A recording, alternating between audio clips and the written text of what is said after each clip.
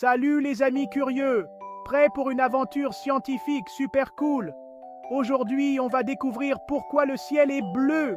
Vous vous êtes déjà demandé pourquoi le ciel est bleu? C'est une question que beaucoup de gens se posent et la réponse va vous épater. Accrochez-vous bien, car la réponse est à la fois simple et complexe. Vous allez adorer. D'abord, est-ce que la lumière du soleil est vraiment blanche? Vous pourriez penser que oui, mais attendez de voir. Eh bien, pas tout à fait. La lumière du soleil est en fait un mélange de toutes les couleurs de l'arc-en-ciel. Oui, vous avez bien entendu. La lumière du soleil, c'est comme un cocktail de couleurs, un magnifique arc-en-ciel. Chaque couleur a une longueur d'onde différente. Quand cette lumière traverse notre atmosphère, elle rencontre des milliards de minuscules molécules d'air. Ces molécules sont les stars du show. Et devinez quoi? Ces molécules adorent la couleur bleue. Elles diffusent la lumière bleue dans toutes les directions, ce qui rend le ciel bleu à nos yeux. Magique, non? Elles la diffusent partout, partout. C'est comme si elles jouaient à cache-cache avec la lumière bleue. C'est comme si le ciel jouait avec le bleu et le peignait dans toutes les directions. Mais attendez, il y a encore plus à découvrir. Le ciel n'est pas toujours bleu, n'est-ce pas? Parfois, il se transforme en un spectacle de couleurs chaudes et vibrantes.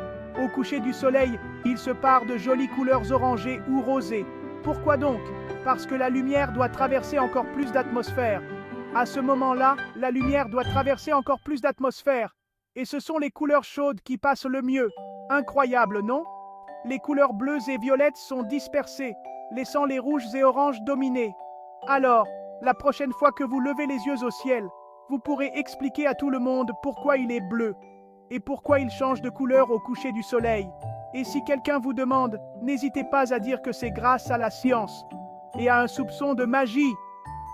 Merci d'avoir regardé. La science peut vraiment rendre notre monde encore plus merveilleux.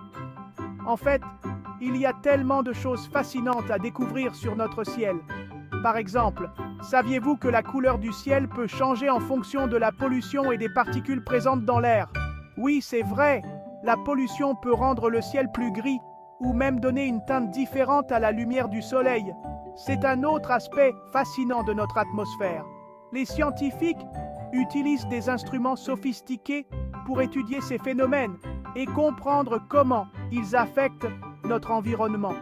C'est un domaine de recherche vraiment passionnant. Et en parlant de lumière, avez-vous déjà fait l'expérience de décomposer la lumière avec un prisme? C'est une expérience simple mais tellement révélatrice de la nature de la lumière. Vous pouvez essayer cela à la maison avec un prisme ou même un verre d'eau. Vous verrez comment la lumière se divise en un spectre de couleurs, tout comme un arc-en-ciel. Les arcs-en-ciel sont un autre exemple magnifique de la dispersion de la lumière. Ils se forment lorsque la lumière du soleil est réfractée et réfléchie dans des gouttes de pluie. Chaque goutte de pluie agit comme un petit prisme, décomposant la lumière en ses couleurs constitutives. C'est pourquoi nous voyons ces bandes colorées dans le ciel après une pluie. Et la nuit, le ciel nous réserve encore plus de merveilles. Les étoiles, les planètes et même les galaxies lointaines deviennent visibles. C'est un véritable spectacle cosmique. En observant le ciel nocturne, nous pouvons apprendre beaucoup sur notre univers et notre place dans celui-ci. C'est une aventure sans fin pour les curieux et les passionnés de science. Alors, continuez à lever les yeux et à vous émerveiller devant les mystères du ciel. Il y a toujours quelque chose de nouveau à découvrir et à apprendre. Merci encore d'avoir regardé cette vidéo. Nous espérons que vous avez appris quelque chose de nouveau et que vous êtes inspiré à explorer davantage.